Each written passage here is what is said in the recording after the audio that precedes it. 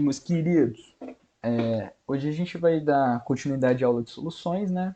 Parte 2. Vamos falar sobre mistura de soluções. Antes eu vou dar um recadinho para vocês, né? Eu montei uns exercícios para a gente dar uma treinada e vendo onde a gente está tendo algo, se aparecer alguma dúvida, né? Que a aula seguinte vai ser uma live e a gente já consegue sanar as dúvidas, certo?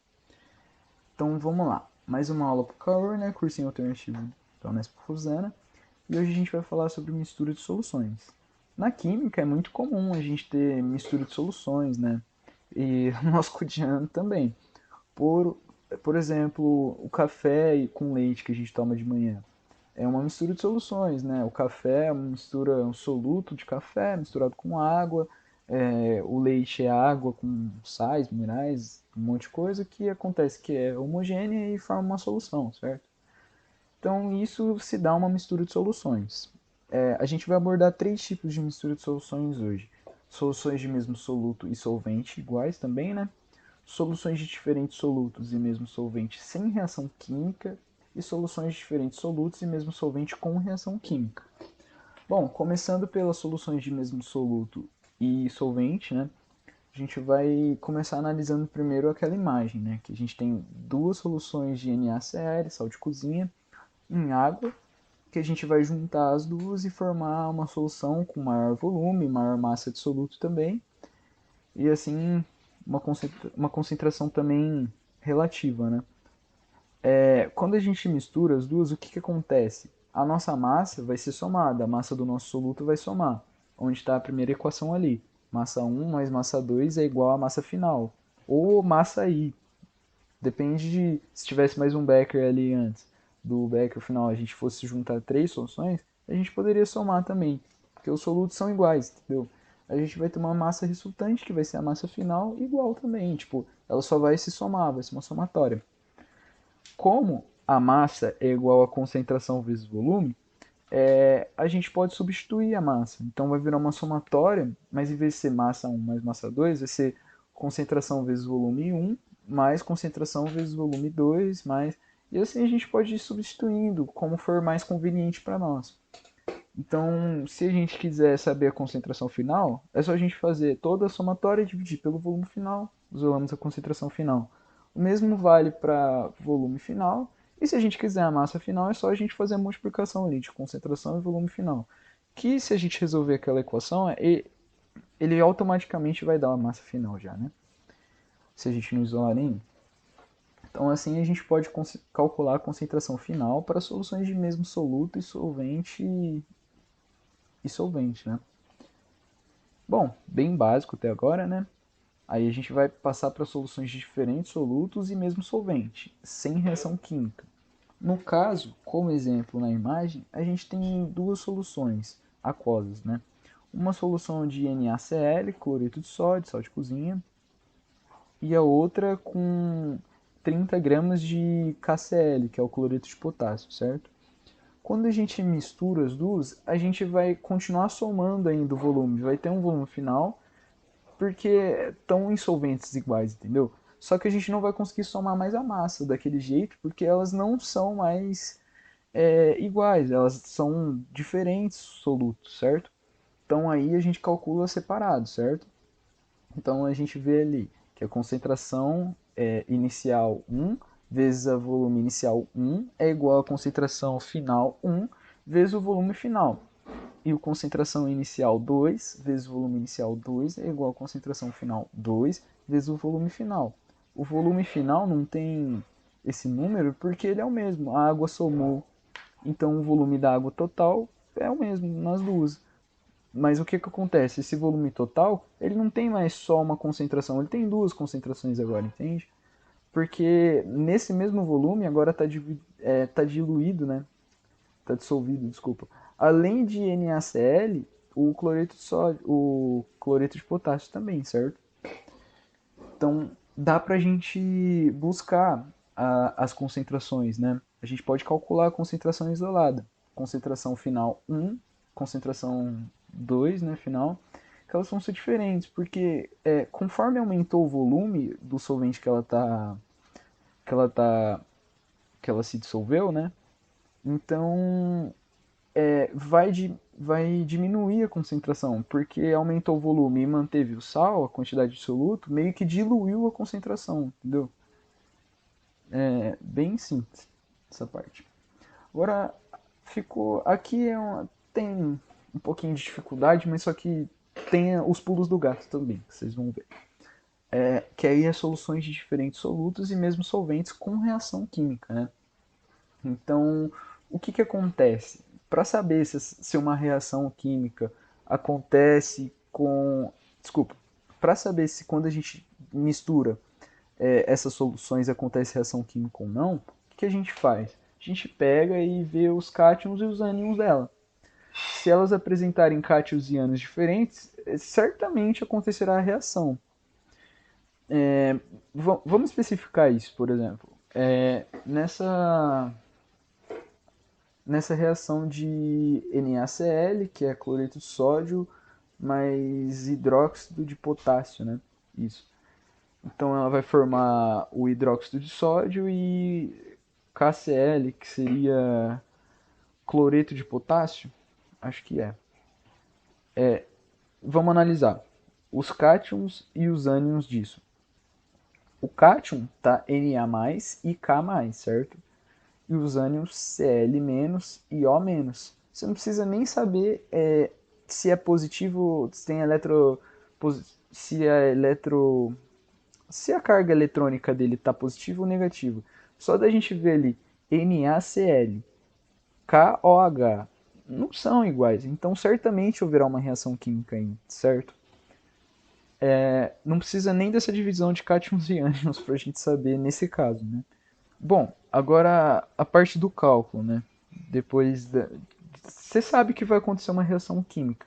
Então, se acontece uma reação química, é melhor a gente calcular por concentração molar, porque não vai ser ela vai formar um produto diferente que a gente não tinha trabalhado antes, certo?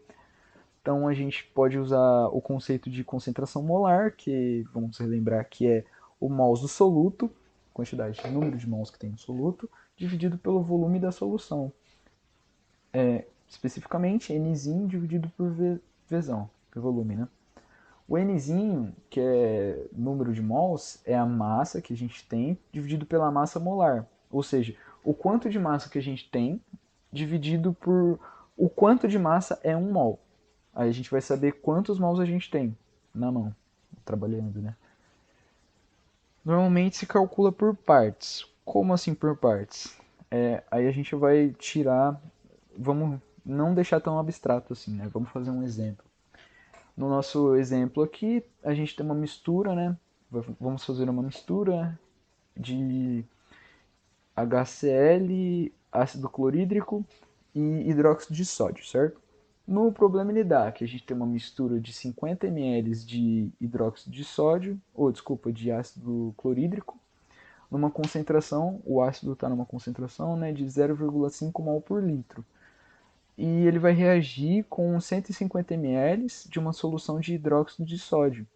Aí ele pergunta para nós, né, qual que será a concentração da solução de hidróxido de sódio utilizada na mistura. Bom, pela equação ali que já falam para vocês que está balanceada, a gente sabe que a gente está trabalhando com 1 mol de cada um, né? Então, a gente tem... Quando não tem o 2 ali na frente do NaOH, por exemplo, do HCl ou do NaCl, quer dizer que a gente tem 1, igual na multiplicação normal, né, gente? Então, se a gente tem 1 mol de cada, quer dizer que o número de mol deles vão ser iguais, né? Aí tem até a observação ali, ambos têm o mesmo número de mols.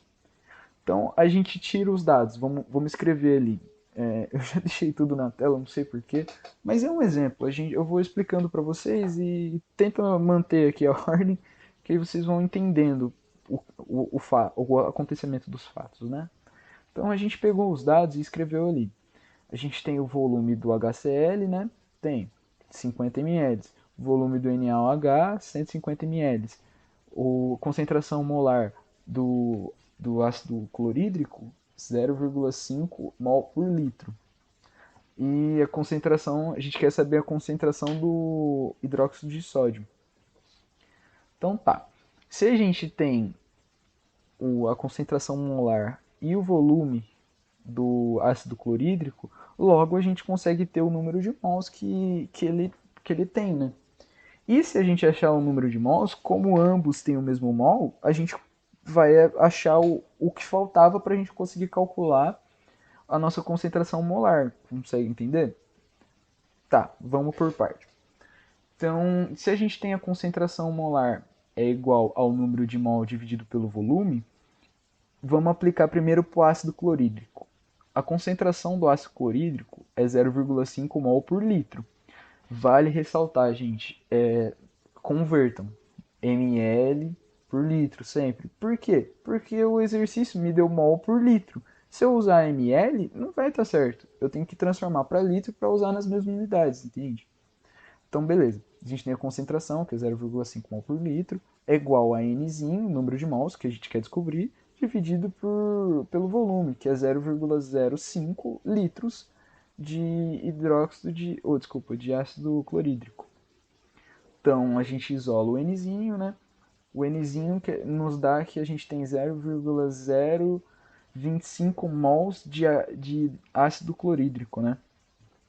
E se ambos têm o mesmo número de mols, porque a equação balanceada, e os dois é 1, a gente tem tudo que a gente precisa para calcular a concentração molar, entende? Então, concentração molar do hidróxido de sódio. A gente vai pegar, utilizar os 0,025 mols, no caso do hidróxido de sódio agora, porque ambos têm o mesmo número de mols, dividido por 0,15, que é o volume convertido em litro, né, da solução de hidróxido de sódio que o exercício nos deu. Então a gente chega que a gente tem uma concentração molar de 0,167 mols por litro de hidróxido de sódio, certo? E o que vale a pena a gente ter uma noção? Eu acho que, por exemplo, se no caso, hipoteticamente falando, se a gente tivesse o ácido clorídrico HCl aquoso 1 e o hidróxido de sódio 2, então o que a gente podia fazer? Se a relação é 1 para 2, a gente poderia pegar o N1, né? E aí a gente fala, beleza, se quando eu tenho 0,025 mols de ácido clorídrico, se eu tenho 2, eu vou multiplicar por 2, entendeu? Ou se eu tinha 2, calculei com 2 e tem 1, eu divido por 2, que aí eu vou ter 1, certo? Isso que é a vantagem da gente usar o molar, né? A concentração molar, utilizar o número de mols. É porque a equação meio que vira universal, a gente não precisa ficar tentando. Porque cada elemento tem uma densidade diferente, cada um pesa, por exemplo, um quilo de chumbo e 1 quilo de pena. Bom, os dois têm a mesma massa, mas qual que é o volume de 1 quilo de chumbo? A gente tem numa bola, 1 quilo de pena a gente enche meu quarto aqui, entendeu? Então, o mesmo acontece para os elementos. Por exemplo, o ouro, a gente tinha visto lá que é 190 e poucos o mol, né? Gramas, o mol. O hidrogênio, 1 mol é 1 grama, certo? Então, aí fica relativo. Se a gente trabalha com mol, a gente pode utilizar essas relações, depois a gente só converte para massa, o resultado depois que a gente fez o processo de matemática, né? E chega, né?